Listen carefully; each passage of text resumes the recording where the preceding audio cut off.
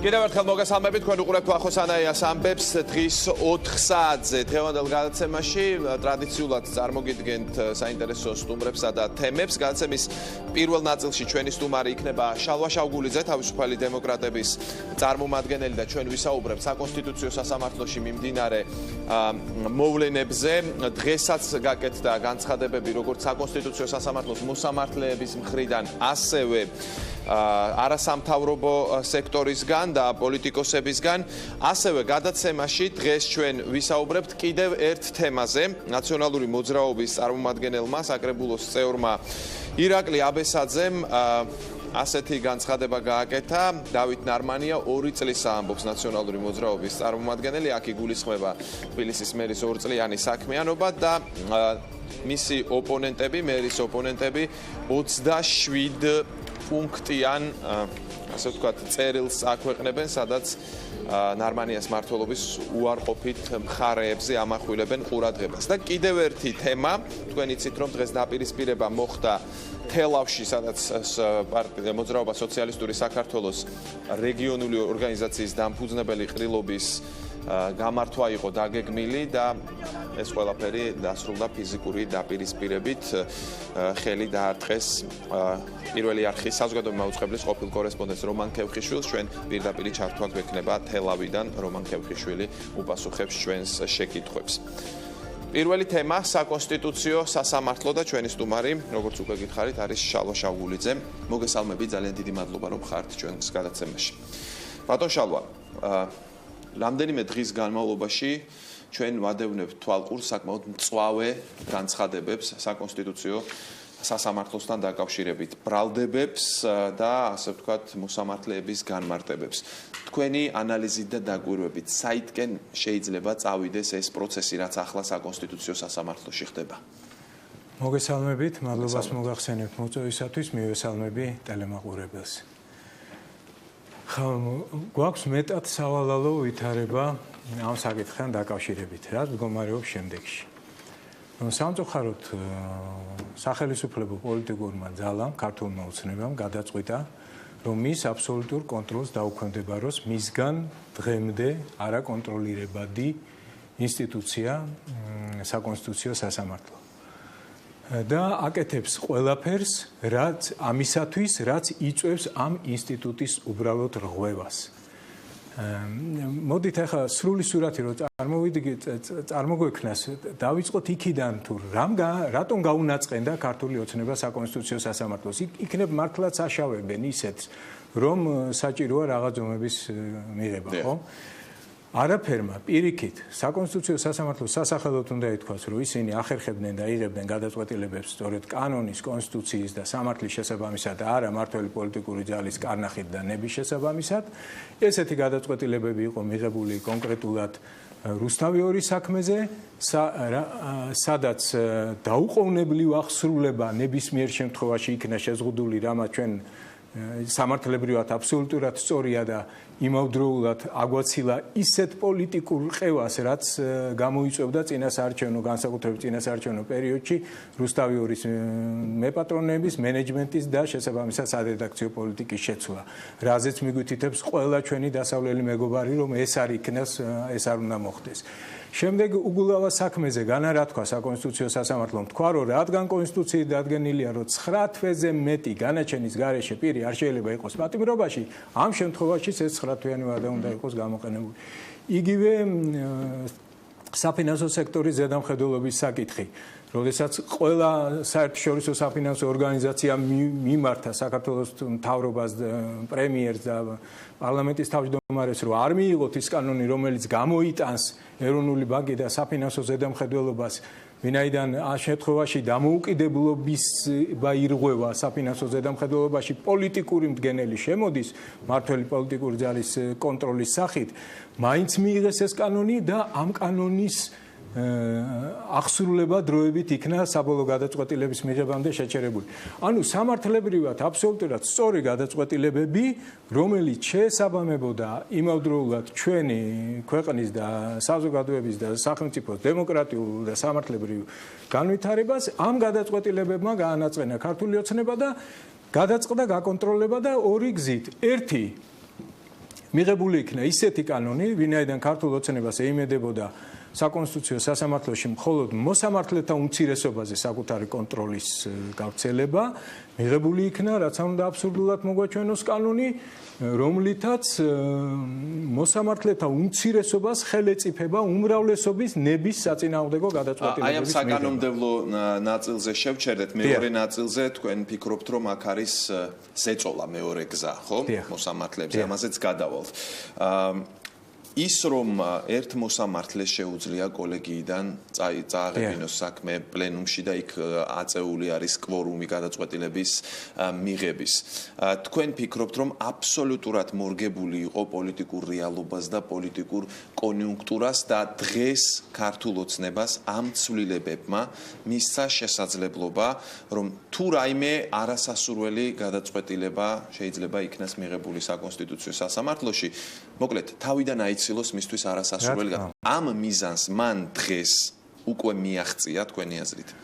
მიაღწია მნიშვნელოვანწინად, ვინაიდან ამ კანონის ამოქმედებისთანავე, მე მგონი მეორე დღესვე მოსამართლემ ბატონმა მერაბ ტურავამ დააყენა საკითხი და უკვე სათათბიროდ გასულ საქმეზე, ეს იყო რუსთავი 2-ის საქმე, ვინაიდან იმ კანონში არის ესე დებულება, რომ საქმის განხილვის ნებისმიერ ეტაპზე კოლეგიის ერთი მოსამართლის მოთხოვნისთანავე სამი მოსამართლის აზრის წინააღმდეგობის შემთხვევაშიც კი საქმე გადადის პლენუმზე დასახელებლად, გადაიტანა პლენუმზე. ეს ერთი ნაწილი ამ ყველაფრის. მეორე ნაწილი თავად პლენუმში რა თქვენ ასახელებთ მხოლოდ ერთგვარს ტურავას.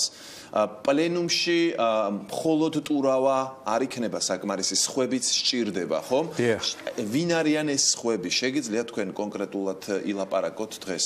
ჩვენ ვხედავთ სახეზე გვაქვს შემდეგი სურათი, რომ ხელისუფლებისგან კონტროლირებადი მოსამართლეთა რიცხვი, აი ეს უმცირესობა, რომელიც თავიდანვე შეიძლება იყოს ბატონი ტურავა და არ ვიცი შეიძლება კიდევ ერთი ვინმე სხვა, ვინაიდან ფაქტიურად ერთ მოსამართლეს მიეცა უფლება, რომ კოლეგიიდან საქმე გადაეტანა პლენუმში, ხოლო პლენუმში უმეტეს შემთხვევაში ორ მოსამართლეს ეძლევა უფლება, რომ დანარჩენი უმრავლესობის ნების საწინააღმდეგო, თქვა 5 მოსამართლის საწინააღმდეგო დაბლოკოს გადაწყვეტილებები. შემდეგ ამ რიცხვის ზრდასთან გვაქვს საქმე. და ეხლა ჩვენ უკვე ვხედავთ ბოლოს აი ის განცხადება, რომელთაც უკვე მოსამართლებმა მიმართეს, ეს მოსამართლეები ეხლა შემიძლია გვარებით ჩამოთვალო, გახლავენ ტურავა, სიჭინავა, ფაფიაშვილი, თავაძე და მეხუთე მოსამართლე არის. ეს მოსამართლეები თქვენი განცხადებით არიან დღეს უკვე ხელისუფლების კონტროლის ქვეშ. სამწუხაროდ და მე რა მაძლევს ამის თქმის უფლებას? მე ამას ესე ადვილად ვერ ვიტყოდი.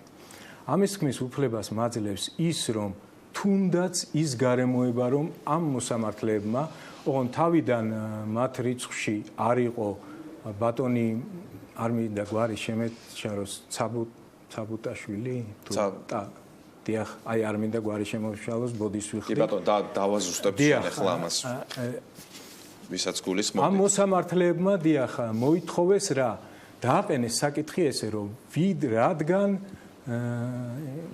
საკონსტიტუციოს თავმჯდომარემ გააკეთა განცხადება საკონსტიტუციოს მოსამართლეებზე ზეწოლის შესახებ და რადგან პროკურატურაში დაიწყო გამოძიება, ვიდრე ამ გამოძიების შედეგები არ იქნება, ჩვენ აი ესე ვთქვათ, რაღაც გახმაურებულ საქმეებზე თუ რა ნიშნის შეარჩიეს ეს საქმეები არ ვიცი, ამ საქმეებზე შევაჩერებთ სამართალწარმოებას და ნუ ფაქტიურად საბოტაჟი გამოუცხადეს კონსტიტუციურ სამართალწარმოებას. ეს განცხადება თავისთავად მეტყოლებს თუ რა სერიოზული ზეწოლის ქვეშ არიან ეს მოსამართლეები, ვინაიდან რა შეიცვლებოდა პროკურატურის დასკვნით. თქვათ პროკურატურა იტყოდა, რომ კონკრეტულ მოსამართლეზე დადგინდა ზეწოლის ფაქტი. ასეთ შემთხვევაში აი ეს მოსამართლეები, ვინც ეს განაცხადეს, უფრო ობიექტურად განიხილავენ საქმეებს და თუ დადგინდებოდა, რომ არ დადგინდა ზეწოლის ფაქტი, იმ შემთხვევაში ვერ განიხილავდნენ თუ რა. ანუ თავისთავად ეს მიზეზი, როდესაც აი ესეთ აბსურდულ მიზეზს მოსამართლე ასახელებს, რომ პროკურატურის დასკვნას დაველოდები. თამას ცაბუტაშვილი. მას გულისხმობ. დიახ, თამას ცაბუტაშვილი, დიახ. მაშინ ამ ოთხ შორის არ იყო ბატონი თამაზი და ამ განცხადებას არ უერთდებოდა. და შემდეგ თქვათ პროკურატურამ ეს მინდა ოდნავ გავაგრძელო ეს აზრი. თქვათ პროკურატურამ დაადგინა, რომ ვინმე რომელიმე მოსამართლეებზე ხორციელდება ზეწოლა.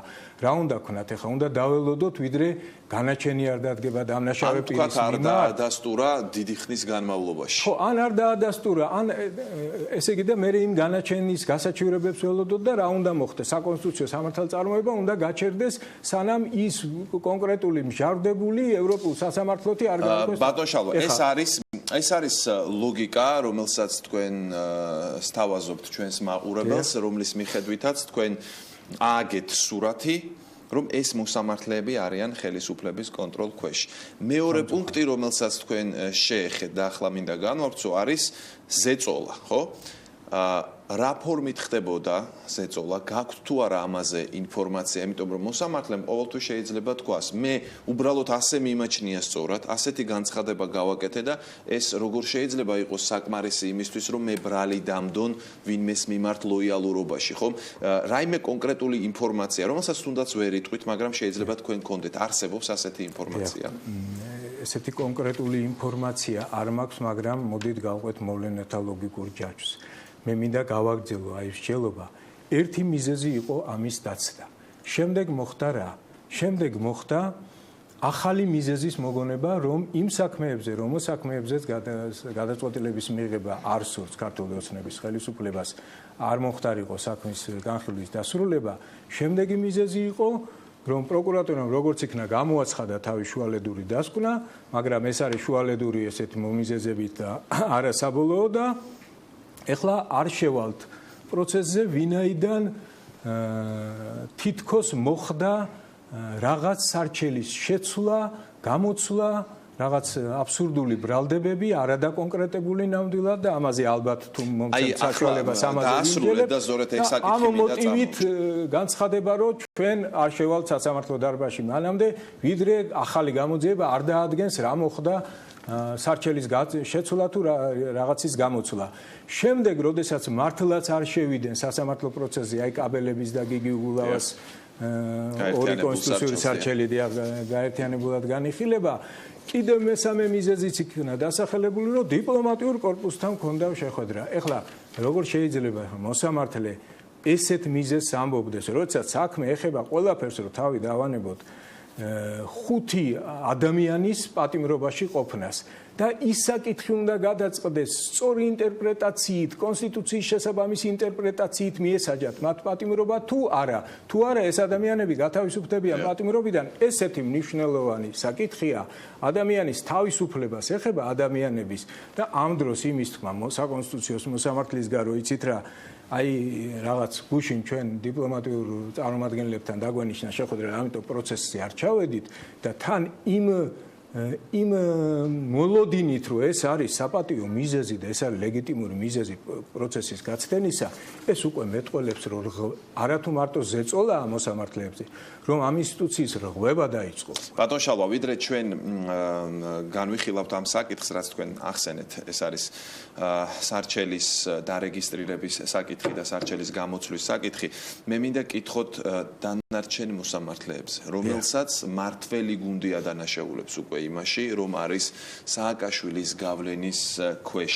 რა შეგიძლიათ გითხრათ ამ მოსამართლეების შესახებ? ნახეთ, აი როდესაც მაყურებელს ესმის ორი მხრიდან განცხადებები, რომ ნაწილს აკონტროლებს ყოფილი ხელისუფლება და ნაწილს ახლანდელი ხელისუფლება, მაშინ სად არის ჩვენი ყველა საერთო სურვილი, რომ ჩვენ მქონდეს გავლენებისგან თავისუფალი საკონსტიტუციო სასამართლო?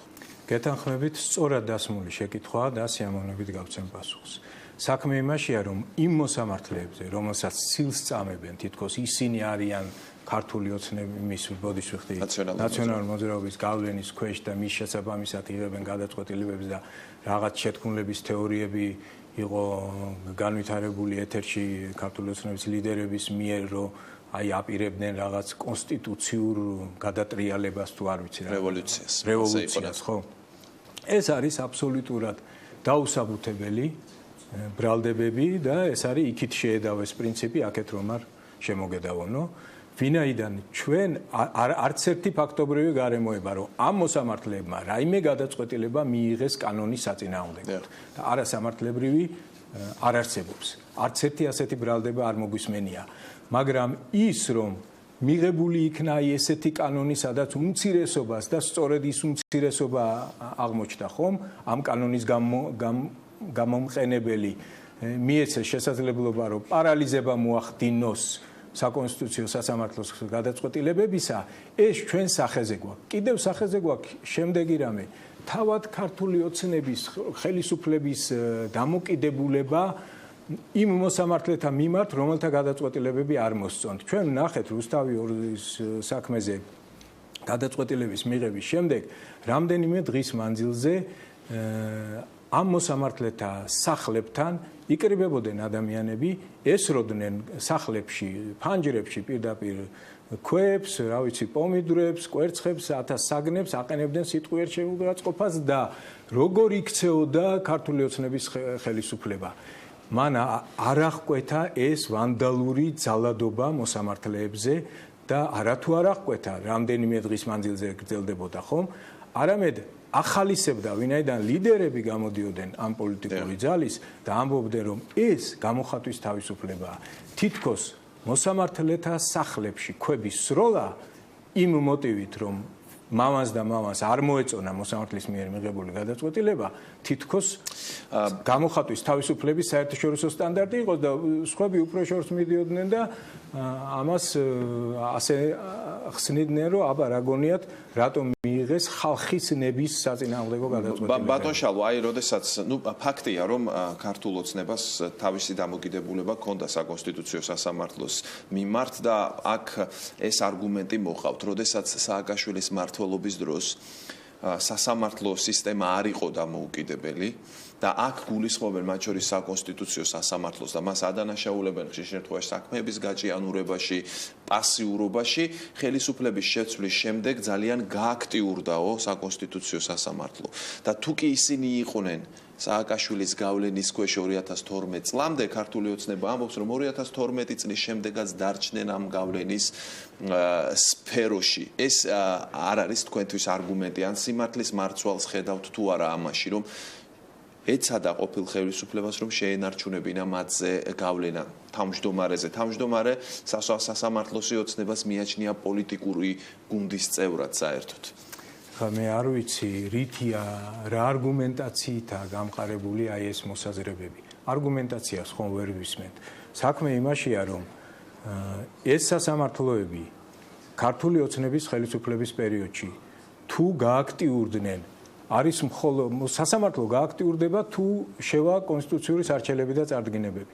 თუ ესეთები არ იყო, ან თუ იყო ისეთები, რომელიც არ იწვევდა საზოგადოებრივ ინტერესს და არ ხმაურდებოდა, რა თქმა უნდა არ ჩანდა იმდენად საკონსტიტუციო სასამართლოს საქმიანობა, ხო? ეს ალბათ იყო წინა პერიოდში. ალბათ წინა პერიოდში არ ვიცი, ვერ ბედავდა ოპოზიციურად განწყობილი სპექტრი, ანის ადამიანები, ვისაც მიაჩნდათ, რომ რაღაც არაკონსტიტუციური ხდებოდა, რომ მიემართათ საკონსტიტუციო სასამართლოს. თქვენ არ გაქვთ საფუძველი თქვათ, რომ არათუ მე არ მაქვს. მე ვერ ვისმენ ესეთ საფუძვლებს, რომ წინა ხელისუფლების პერიოდში ეს სასამართლო იყო მართვადი. მე ვერ ვისმენ ვერც ერთ არგუმენტს ამის დამადასტურებლად, მაგრამ მე ვხედავ ფაქტებს, რომ ხელისუფლებამ მიიღო კანონი არნახული და სრულიად აბსურდული, რომ მისგან კონტროლირებად მოსამართლეთა უმცირესობას შეეძლოს საკონსტიტუციო სასამართლოში გადაწყვეტილებების მიღება. მე ვხედავ ფაქტებს, რომ საკონსტიტუციო სასამართლოს მოსამართლეების სახლებში ქვების სროლას ხელისუფლება ქართული ოცნება არ ქმევს გამოხატვის თავისუფლებას და მე ვხედავ ფაქტებს, რომ ჯერ თანდათანობით იზრდება რიცხვი ამ ხელისუფლების კონტროლის ქვეშ მოქცეული მოსამართლეებისა ჩვენ და სამწუხაროდ და ბოლოს უკვე სულ წინა რაღაც განცხადებას, სადაც არ შეუერთდა 4 მოსამართლეზე მეტი, ბოლო განცხადება სულ რამდენიმე დღეში უკვე 5 მოსამართლემ დაწერა. ცვლილებების მიღების პროცესში და მიღების დამტკიცების შემდეგ მე მაინტერესებს თქვენი შეფასება პრეზიდენტის როლზე. უმრავლესობას არ დასჭირდა მისი ვეტოს დაძლევა, იმიტომ რომ ეს კვორუმის საკითხი ზუსტად ისე იყო იქ, რომ რასაც ეთანხმებოდა პრინციპში ქართული ოცნება. რას გვეტყვით პრეზიდენტის როლზე ამ შემთხვევაში? საქმე იმაშია, რომ პირადად ჩემი ღრმა რწმენით პრეზიდენტის სურვილი და ვეტოს შინაარსი პირდაპირ მიანიშნებს შემდეგზე, რომ არის ძალიან დიდი სურვილი, რომ ერთხელ მაინც მოხდეს კონსენსუსი და რა პრეზიდენტის მოსაზრებები და პოზიცია ვეტოთი გამოხატული იქნეს გაზიარებული. მე ვიცი, რომ იყო მჭიდრო კომუნიკაცია მთავრობასა და პრეზიდენტის ადმინისტრაციას შორის, როდესაც მიდიოდა მუშაობა ამ ვეტოზე, ნამდვილად ვიცი, ეს ტექსტი იცვლებოდა თანდათანობით და საბოლოოდ მიღწეული იქნა რაღაც თითქოს შეთანხმება, რომელიც თითქოს რაღაცით აუმჯობესებდა სიტუაციას, მაგრამ სამწუხაროდ ჩვენ ვხედავთ, რომ ამას საკმარისად ვერ გააუმჯობესა. პრინციპულ საკითხზე, რასაც თქვენ აღენებთ, აქ არანაირი ცვლილება არ ყოფილა. ფაქტიურად სამწუხაროდ ცვლილება ვერ ვნახეთ და მაინც გახდა შესაძლებელი, რომ მოსამართლეთა უმცირესობას ხელისუფლება უმრავლესობის ნების საწინააღმდეგო გადაწყვეტილებების მიღება, ეს მაინც დარჩა ძალაში. და მაშინვე დაიწყო ქართულმა ოცნებამ ამის აქტიურად გამოყენება. ანუ აი სურვილი ვეტოსი, რომ რაღაც კონსენსუსი მოხდეს, რაღაც აი ამ ჭრილში წარიმართოს შემდგომი ურთიერთობა ამ ინსტიტუციებს შორის, ხომ, პრეზიდენტისა და მთავრობის ინსტიტუციებს შორის, თუნდაც საკანონმდებლო პოლიტიკაში, ეს იყო კეთილი სურვილი ჩემის აზრით, რომელმაც ამ შემთხვევაში მაინდამაინც ვერ გაამართლა და მაინც მივიღეთ. ორი შეკითხვა დამრჩა, ერთი რაც ეხება სარჩელის გამოცვლის საკითხს. მე მინდა მერაბ ტურავას მოსამართლის განცხადება წავიკითხო და შემდეგ თქვენ გთხოვოთ განმარტება. პარასკევს შემოსული სარჩელი დარეგისტრირებული ნომრით, შაბათ კვირას არის სხვა სარჩელით შეცვლილი და ორშაბათს წარმოებაში მიღებული. ამის შესახებ მოსამართლეებს არ შეიძლება რომ სცოდნოდათ თუ როგორ, რატომ, ვის მიერ და რა მიზნით მოხდა ამ სარჩელების გამოცვლა. ორი სარჩელი აქ დღის წესრიგში და ორივე სარჩელთან დაკავშირებით არის ეჭვები. ვინ შეცვალა, მე არ ვიცი. ამის გამო ვიკრიბებით, რომ ეს დავადგინოთ და გადავწყვიტოთ. ანუ მოსამართლე პირდაპირ ამბობს, რომ სარჩელი არის შეცვლილი. რა შეგიძლიათ გითხრათ თქვენ? ვიტყვი იმას, რომ ეს არის სიცრუე და საზოგადოების შეცდომაში შეყვანის მცდელობა სამწუხაროდ მოსამართლის მხრიდან.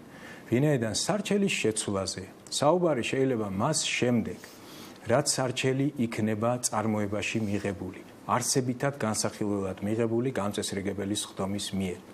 და როდესაც ხდება სარჩელის წარდგენა სასამართლოში, მას ენიჭება სარეგისტრაციო ნომერი, მაგრამ ვიდრე ამ სარჩელზე არ უმსჯელია გამწესრიგებელ სხდომას და აი მოთხოვნის ამ მოცულობით, კონკრეტული რაღაც მოცულობით არ მიიღო წარმოებაში, მანამდე სარჩელი ეკუთვნის მის ავტორს. მას შეუძლია დაამატოს ამ სარჩელს გარკვეული პოზიციები, როგორც განმარტებები, რაც მერეც შეიძლება.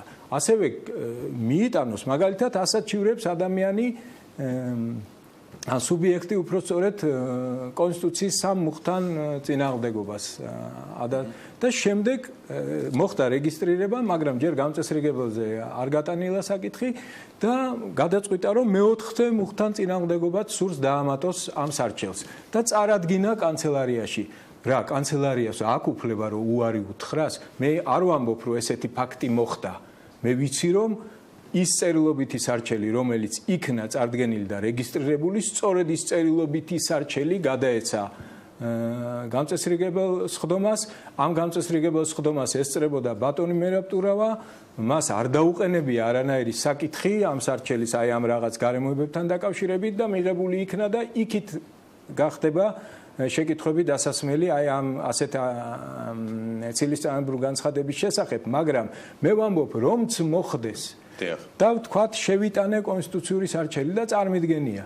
და ვთქვათ, იმავე დღეს მივდივარ და ვამბობ, რომ იცით რა, აი მე კიდევ დამატებით პოზიცია მაქვს ამ სარჩელზე და თუნდაც ვზრდი, რა თქმა უნდა, ეს სარჩელი მე მეკუთვნის, არავის არ ეკითხება, მე რას დავამატებ იმას, რას გამოვაკლებ, მანამ ვიდრე სასამართლომ გამწესრიგებელ სხდომაზე არ იმსჯელებს და წარმოებაში არ მიიღებს რაღაც მოცულობით. აი შეცვლაზე, გამოცვლაზე და შეზღუდვებზე საუბარი არის წარმოებაში მიღების შემდეგ და ეს შეზღუდვები წარმოებაში მიღების შემდეგ არის შემდეგი სახის. დაზუსტება შეიძლება, დასაბუთების დამატებით წარდგენა შეიძლება, სასარჩელო მოთხოვნის შემცირება შეიძლება, არ შეიძლება გაზრდა. მაგრამ ეს ყველაფერი არის წარმოებაში მიღებულ სარჩელთან დაკავშირებით და ვიდრე წარმოებაში არ არის მიღებული, მე უსვამ ბატონ მერაბ ტურავას აი საჯაროდ შეკითხვას. ვინმეს აქვს უფლება მე შევიტანე კანცელარიაში მოხდა რეგისტრაცია, იმას სათანადო წესი აქვს, ახლა ამის ჩაშლას არ მოყვებით და ვიდრე გადაეცემოდა გამწესრიგებლის ხდომას და ვიდრე იმსჯელებდა გამწესრიგებლის ხდომა, დამატებით იგივე სარჩელზე დამატებით პოზიციას წარმოადგენენ.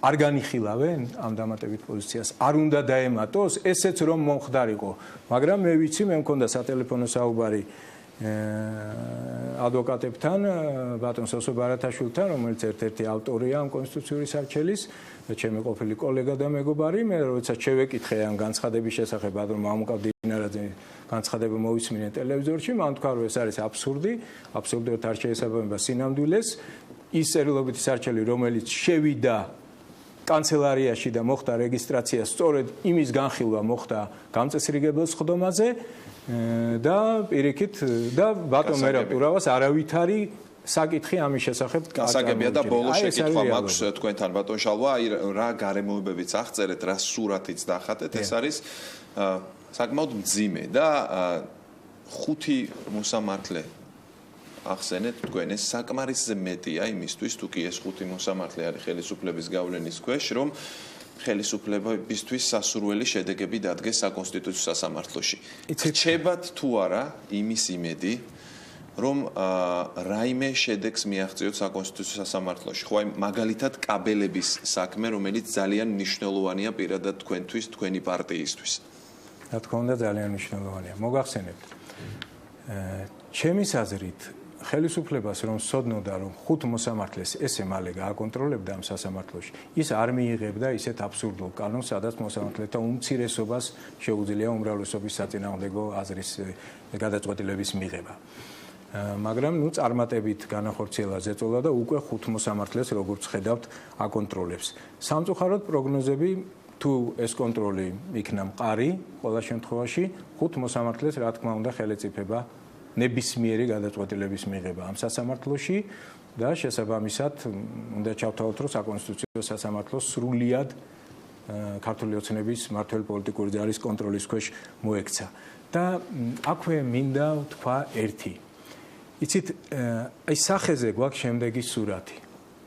ისეთი დიდია ჟინი და სურვილი, აი მმართველი პოლიტიკური ძალის რო საკუთარ კონტროლს დაუქვემდებაროს ყველა ინსტიტუცია ეს ეხება სასამართლოს, ამ შემთხვევაში საკონსტიტუციო სასამართლოს, ეს ეხება მედიას და სხვა ინსტიტუციებს, რომლებიც აუცილებლობით საჭიროებენ დამოუკიდებლობას, პროკურატურა აბსოლუტურად დაიქვემდებარეს როგორც კანონით, მიღებული კანონით, ისე ფაქტობრივადაც, რომ ეს ინსტიტუციები, რომლებიც დემოკრატიულ და სამართლებრივ სახელმწიფოში საჭიროებენ დამოუკიდებლობის ძალიან მაღალ ხარისხს, უბრალოდ ვეღარ უძლებენ ესეთ კონტროლს და იწყებენ რღვევას. რღვევის პროცესია, როდესაც მოსამართლეები საბოტაჟს უცხადებენ საკონსტიტუციურ სამართალწარმოებას.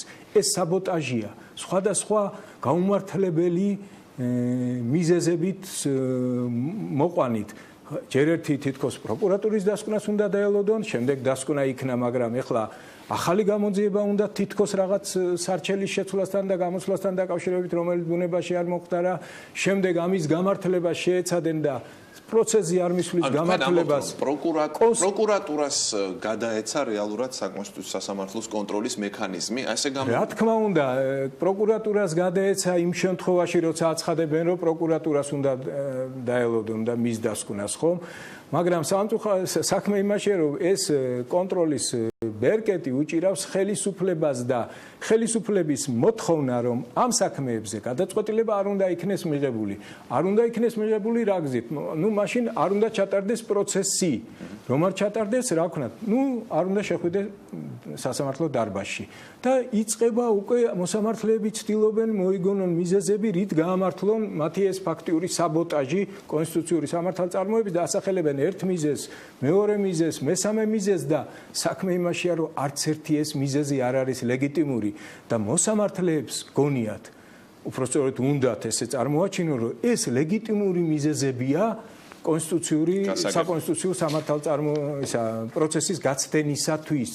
აი ეს უკვე რღვევაზე მიუთითებს, სხვა სიტყვას ვერ ვიხმართ სამწუხაროდ, ჩვენ დავდექით ამ ფაქტის წინაშე რომ ქართული ოცნების ხელისუფლებას არ აღმოაჩნდა სახელმწიფოებრივი ხედვა და მე ვისმენდი ბატონ გიავოვსკის თუ არ ვცდები განცხადებას, რომ საკონსტიტუციო თავმჯდომარის განცხადება, რომ ის რაღაც არ ენდობა პროკურატურას, არის არასახელმწიფოებრივი და რომ ზეწოლა ხდება თითქოს მოსამართლეებზე ხელისუფლების მხრიდან, თითქოს ეს არის არასახელმწიფოებრივი. არა, მეგობრებო, ასე არ არის საქმე.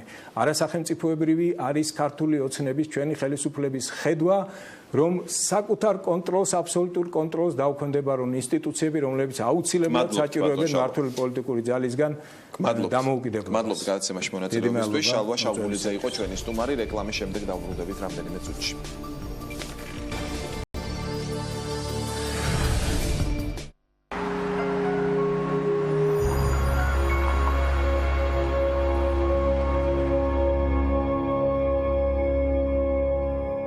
სიმღერა კარგია, მაგრამ არა მეზობლების ძილის ხარჯზე. გომაგობა კარგია, მაგრამ არა ტელევიზორის დამტვრევ